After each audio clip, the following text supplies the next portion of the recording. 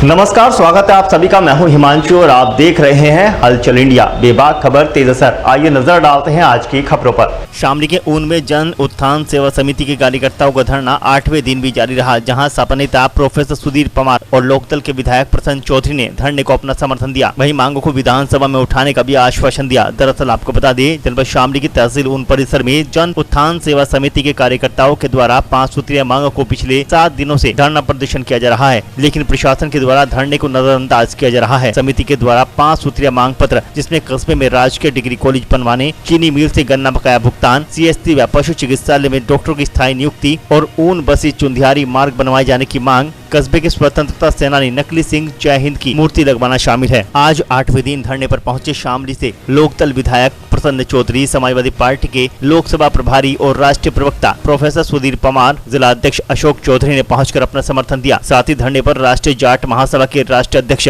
सचिन सरोहा ने पहुंचकर अपना समर्थन व्यक्त किया। लोकदल विधायक प्रसन्न चौधरी ने कहा कि यह गूंगी बहरी सरकार है, इसे किसानों और गरीब मजदूरों के दुख दर्द दिखाई नहीं देते। 2024 के चुनाव में वोट की चोट कर किसान मजदूर अपना बदला लेंगे और हम और हमारी पार्टी हमेशा किसानों के साथ खड़ी है। किसी भी सूरत में जनता की आवाज को दबाने नहीं दिया जाएगा। प्रोफेसर सुधीर पवार ने कहा कि सपा सरकार द्वारा ऊन में तहसील, CST, राजकीय मॉडल स्कूल की स्थापना की गई, लेकिन वर्तमान सरकार में क्षेत्र की घोर उपेक्षा हुई है।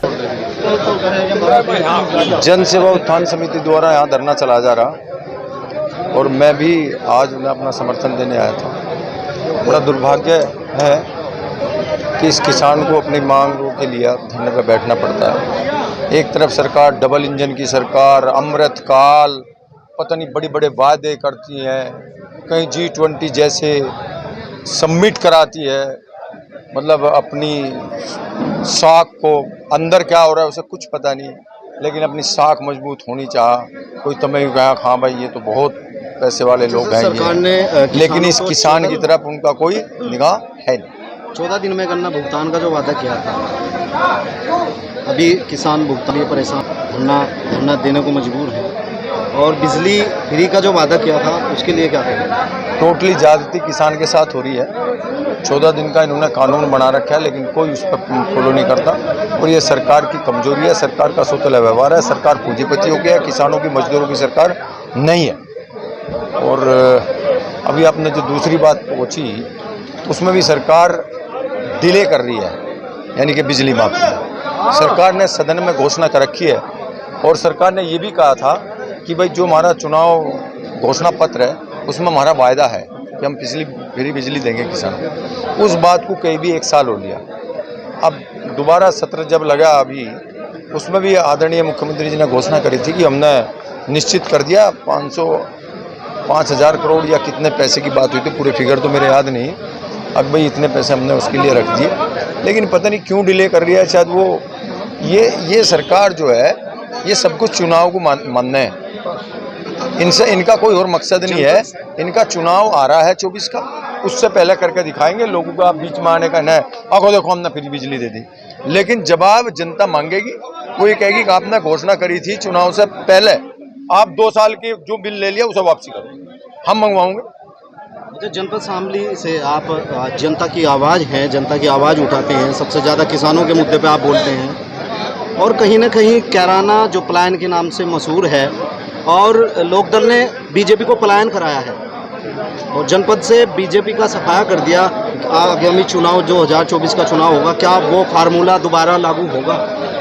जब सरकार झूठे जुमले करेगी, लोगों को डराने का प्रयास करेगी, पलायन जैसे मुद्दे जो थे ही नहीं उन मुद्दों को उठाएगी, तो उसका खुद पलायन हुआ। और अब फिर सरकार झूठ पे चल रही है, किसानों को कुछ नहीं दे रही, युवाओं को कुछ नहीं दे रही, महंगाई किस कदर बढ़ी हुई है, तो इनका फिर सरकार को जवाब देगी यहाँ की जनता और इनका फिर सफाया करेंगे। ये बहुत ही जो न्यायोचित मांग है, जो इस जनता की मांग पूरी होनी चाहिए। एक तो अपना पैसा मांग रहे, जो गन्ना सप्लाई कर चुके पिछले साल का, वो पैसा पहले सीजन से शुरू होने से पहले मांग रहे, जो उन्हें जब ही मिल जाना चाहिए था जब उन्होंने गन्ना दिया।